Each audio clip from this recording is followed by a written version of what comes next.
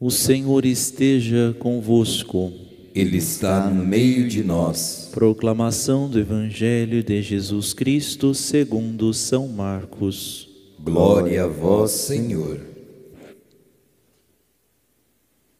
Naquele tempo, Jesus ensinava no templo, dizendo: Como é que os mestres da lei dizem que o Messias é filho de Davi? O próprio Davi, movido pelo Espírito Santo, falou: Disse o Senhor ao meu Senhor: Senta-te à minha direita, até que eu ponha teus inimigos debaixo dos teus pés. Portanto, o próprio Davi chama o Messias de Senhor. Como é que ele pode então ser seu filho? E uma grande multidão o escutava com prazer. Palavra da salvação. Glória a vós, Senhor.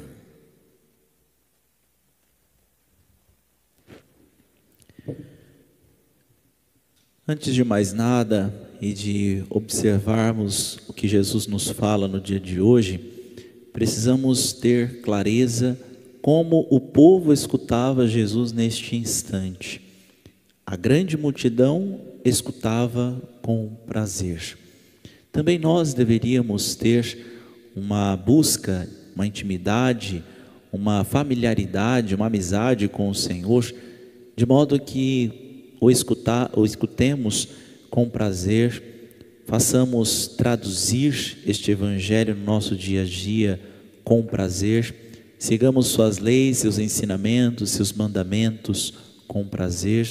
Enfim, deveria ser este o sentimento, o desejo que brota do nosso coração, fazer com que o Evangelho de Jesus Cristo aconteça com prazer nas nossas ações, no nosso dia a dia, no nosso pensamento, no nosso olhar, enfim, que seja alcançado verdadeiramente pela graça do Senhor e assim consigamos ser alcançados por sua misericórdia, por esta mesma graça que transforma todas as coisas.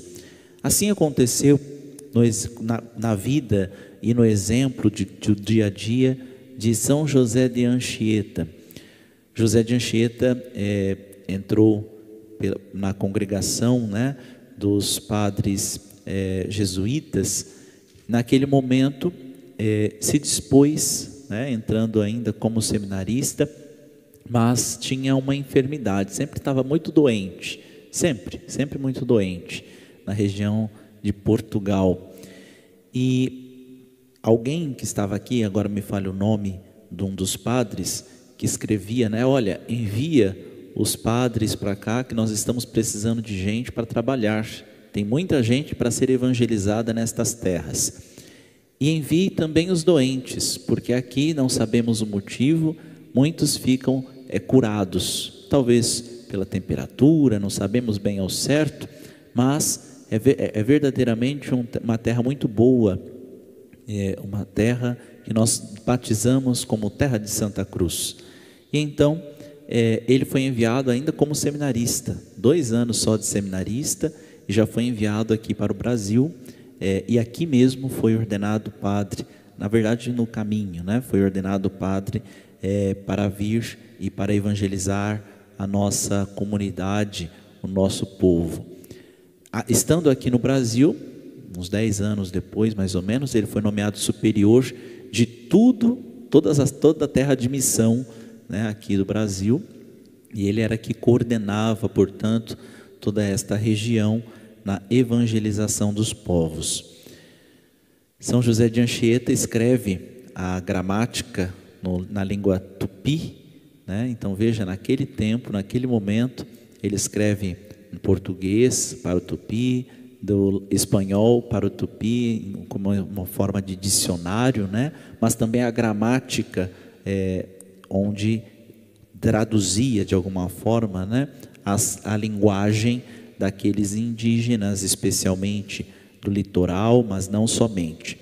Percebam que se vocês forem à cidade de São Paulo, a cidade de São Paulo foi fundada por São José de Anchieta, Inclusive Próximo à Praça da Sé, tem ali uma capelinha dedicada a ele, onde tem uma relíquia, né, bastante grande de um pedaço do seu corpo, porque foi construída, foi fundada sob a autoridade de São José de Anchieta, aquela cidade, e que ele, fundando no dia da conversão de São Paulo, colocou o nome na cidade de São Paulo. Pois bem, São José de Anchieta, indo e visitando as aldeias e ensinando a vida de nosso Senhor Jesus Cristo, mostrando para eles a importância de querer ouvir a palavra, o ensinamento, as leis de Jesus com prazer, muitos daqueles índios de fato encontravam esta realidade no exemplo de São José de Anchieta. Era muito comum na época, como a gente sabe, né, às vezes a gente vê filmagens, coisas assim, não da época, porque na época não tinha ainda, né, mas é muito comum a gente ter algumas aldeias indígenas que usam praticamente roupa nenhuma, né? E na época, além de ser ainda mais fortemente esta situação, era muito comum em algumas aldeias oferecerem, quando chegava alguém, um amigo, algo assim, ofertar mulheres para que se deitasse com eles. Imagina um padre que estava indo para evangelizar em nome do Senhor, que precisava mudar esse pensamento e que, portanto, era atentado também nessas áreas da sexualidade e assim, enfim, vocês já entenderam, né, a situação toda que São José de Anchieta passava naquele momento.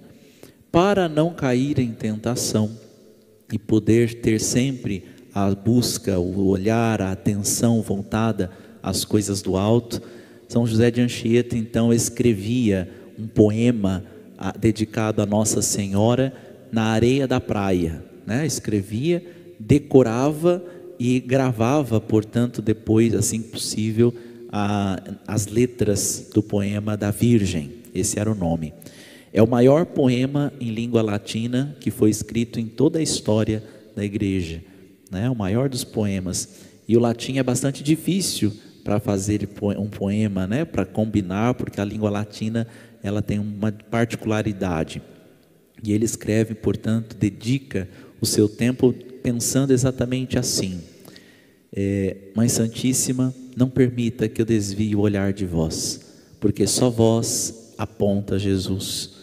Então que nada neste mundo possa fazer com que eu desvie o olhar, seja qualquer coisa, qualquer situação, fora outras situações, né, que a gente sabe de momentos de milagre, por exemplo, que em um momento determinado ele indo para uma outra aldeia, uma onça o ataca e ele amansa a fera, né? E tantas outras situações, mas gostaria de colocar especificamente né? Este exemplo de São José de Anchieta, que faz com que muitos começam a se converter pelo seu exemplo, pela sua posição firme em relação aos ensinamentos do Evangelho de Jesus Cristo. E aqui Jesus, neste momento do Evangelho que nós ouvimos hoje, recorda que Davi não é o Messias, mas também ele mesmo, Davi, reconhece que o Messias seria enviado por Deus, seria tido como seu filho, filho de Deus, né? E o próprio Davi chama o Messias de Senhor. Disse o Senhor ao meu Senhor, ou seja, disse o Senhor Deus Pai ao Senhor Deus Filho: senta-te à minha direita até que eu ponha teus inimigos debaixo dos teus pés. Isso o rei Davi escreve sobre o Messias. E então Jesus recorda: como pode, né, eu ser colocado, portanto, debaixo de Davi, se o próprio Davi me chama de Senhor, se o próprio Davi reconhece que eu sou maior do que ele.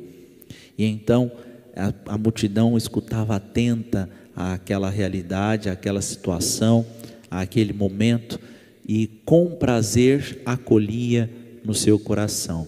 Ainda que provavelmente, se a gente fosse observar como que os mestres da lei, como que os chefes das sinagogas os escutavam Jesus nessa área, certamente ficavam irritadíssimos, certamente ficavam muito bravos com Jesus, mas não era a realidade da parte do povo. Que também nós consigamos buscar esta intimidade com o Senhor, de tal forma que, maravilhados com as suas palavras, com prazer o escutemos, e assim façamos com que nossos corações se conformem ao coração de Jesus. Nós estamos no mês do Sagrado Coração de Jesus, dentro da novena ao Sagrado Coração de Jesus, que celebraremos na próxima sexta-feira. Então peçamos ao Senhor que nos ajude a ser verdadeiramente transformados, que não sejamos uma obra inacabada, né? Essa semana alguém dizia aqui da nossa paróquia, né? Tudo certo, padre? Eu falei, tudo bem, graças a Deus. Está com cara de mal acabado? Eu falei, nossa, mas que coisa, estou tão mal assim? Ele, não, porque a gente é uma obra que ainda o Senhor não acabou. Eu falei, de fato, então nós todos estamos mal acabados, né? Exatamente nesta situação, nesta realidade, que o Senhor começou verdadeiramente a sua obra, mas que nós precisamos permitir que o Espírito Santo de Deus mova nossos corações, transforme a nossa mentalidade, para que assim consigamos vivenciar verdadeiramente, né, o Evangelho de Jesus Cristo no nosso dia a dia. E aí sim conseguimos dizer que somos uma obra que começou e terminou, que somos verdadeiramente suscitados pelo Espírito, com corações cheios de Deus. Ele mesmo que nos chama, vinde a mim, aprendei de mim que sou manso e humilde de coração, porque Ele deseja que nossos corações se encontrem na mansidão e na humildade.